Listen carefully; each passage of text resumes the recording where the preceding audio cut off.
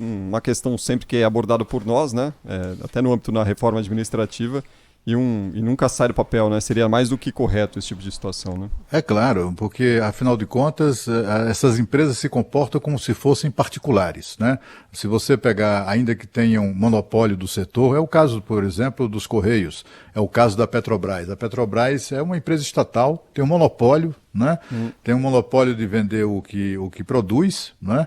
E aí fixa o preço que bem entender, fixa inclusive os critérios que bem entende para os reajustes. Desde a triste presidência do Pedro Parente no governo Michel Temer, a Petrobras adotou o sistema de reajustes diários no preço do combustível. Lembra disso, né? Uhum. E isso acabou resultando naquela histórica greve dos caminhoneiros, né? 230 dias depois de iniciada essa política, a Petrobras tinha aumentado para cima 207 vezes o preço do combustível.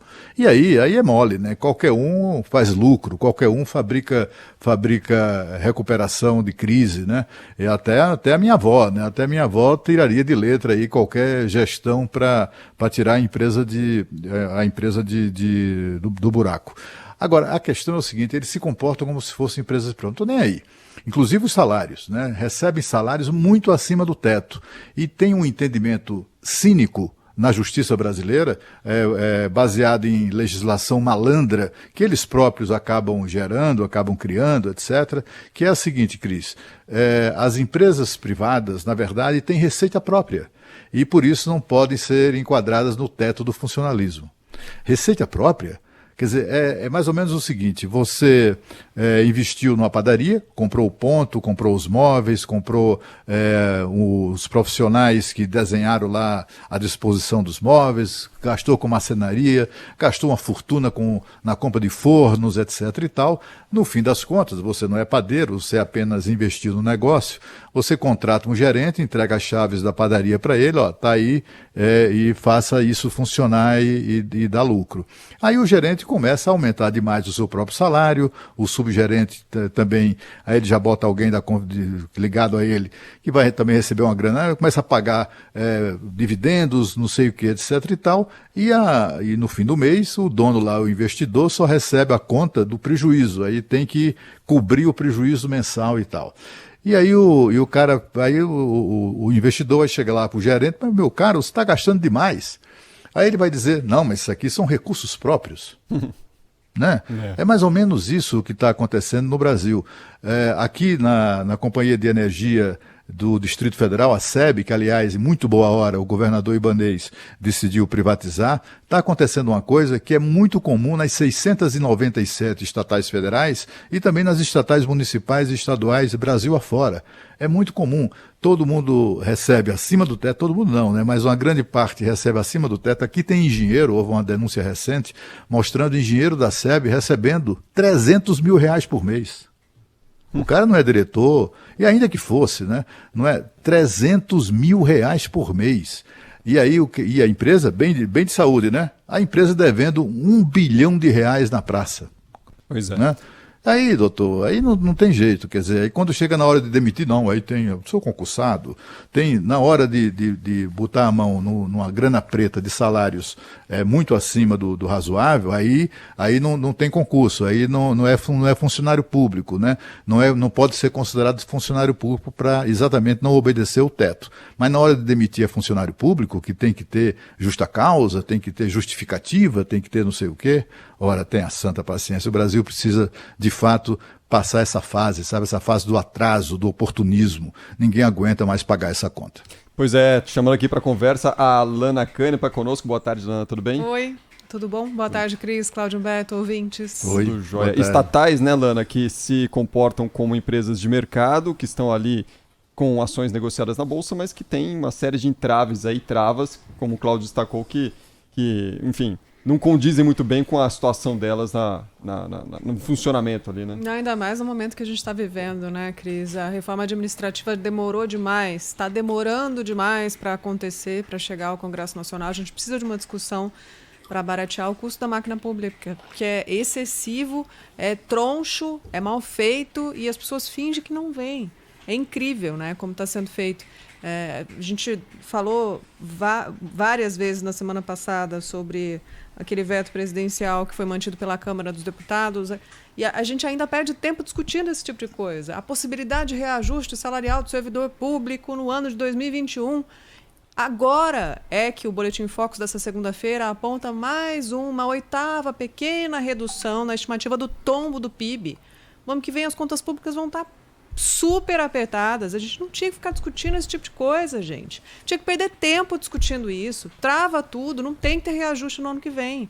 É difícil falar isso? É difícil, mas enquanto a gente não levar a sério essas questões, sabe qual é o tamanho do PIB, da queda do PIB estimada agora pelo mercado financeiro? 5,46%.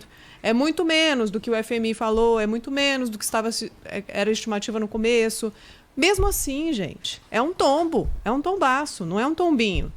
Então tem que ficar de olho, não dá para deixar o custo aumentar de jeito nenhum. Esse não é o momento de ter esse tipo de discussão, não tinha nem que perder energia com isso. Ô, Cláudio, e aliás abrir mão que é bom, desculpa, Cris, porque o Cláudio Humberto também fez essa pergunta sucessivas vezes na semana passada para muitos homens importantes aqui conversando com a gente no Bastidores do Poder, e abrir mão que é bom, nenhuma iniciativa.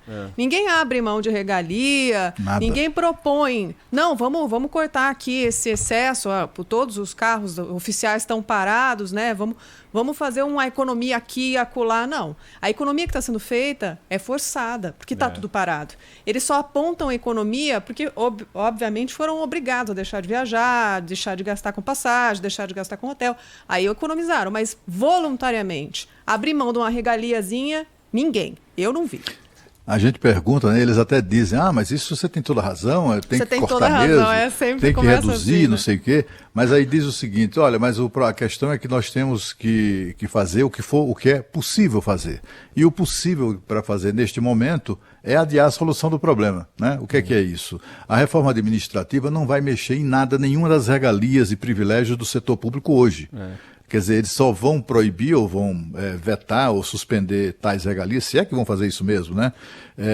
A partir do novo funcionário. Sim. O funcionário quer entrar a partir de agora e vai demorar a entrar, porque afinal de contas o governo tem uma decisão de segurar isso, segurar nomeações, etc, etc. E aí com isso, a solução do problema vai ficar daqui a uns 30 anos, quando todos os funcionários que hoje estão enfim, no exercício das suas funções, quando estes se aposentarem, e se aposentarem com as regras que, como a gente sabe, que já são regras bastante generosas, somente quando eles saírem de campo é que o país vai poder respirar um peso menor da máquina. O líder do governo na Câmara, o deputado Ricardo Barros, disse para nós semana passada que essas estatais, 88% daquelas que têm receita, 88% dessas receitas vão para salário. Aí sobram 12%. 12%, inclusive, para o cumprimento das obrigações de cada uma dessas empresas. Uma empresa de energia, por exemplo, como é o caso aqui da estatal SEB, em Brasília, né? Tem que ter caminhão, frota de caminhão, tem que ter materiais, tem que ter estoque de poste, de transformadores, de não sei o quê. Deu um pau, vai lá e troca, né? Tem que ter uma estrutura, uma estrutura de custeio, né? Bastante cara. E tudo isso com 12% das suas receitas. Ainda tem que fazer investimento, ainda tem que administrar o pagamento da dívida. Enfim, desse jeito definitivamente não dá. Aliás, me chamou a atenção no número que você trouxe hoje na sua coluna, Cláudio, 697 empresas estatais, é isso mesmo que a gente tem? 697. Precisa disso? E é uma coisa curiosa porque o governo mesmo não sabia, né? Como é o nome dele? O Salim Matar, né? Que saiu recentemente da Secretaria de... Ele nos deu uma entrevista, a Secretaria de Privatizações e tal. Ele nos deu uma entrevista quando saiu, né? No dia que se demitiu ao jornal Gente, e ele disse que assumiu com um número, informado de que o governo federal tinha 300 e tantas empresas estatais. E aí eles foram verificar, são 697.